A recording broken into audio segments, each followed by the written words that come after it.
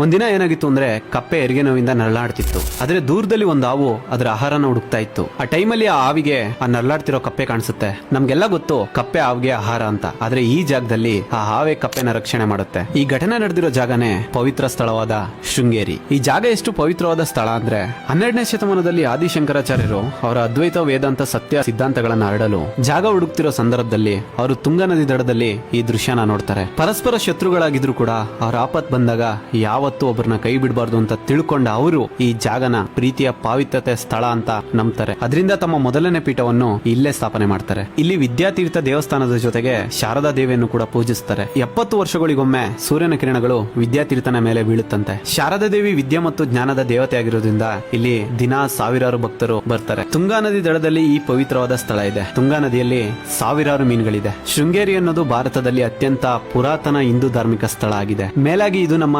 ಚಿಕ್ಕಮಗಳೂರು ಜಿಲ್ಲೆಯಲ್ಲಿದೆ. ನೀವೆಷ್ಟು ಜನ ಈ ಪವಿತ್ರವಾದ ಸ್ಥಳಕ್ಕೆ ಹೋಗಿದ್ದೀರಾ ಕಾಮೆಂಟ್ ಮಾಡಿ. ಇದೇ ತರ ಬೇರೆ ಜಾಗಗಳ ಬಗ್ಗೆ ತಿಳ್ಕೊತಾ ಹೋಗೋಣ. ಪೇಜ್ ನ ಫಾಲೋ ಮಾಡಿ, ಸಪೋರ್ಟ್ ಮಾಡಿ.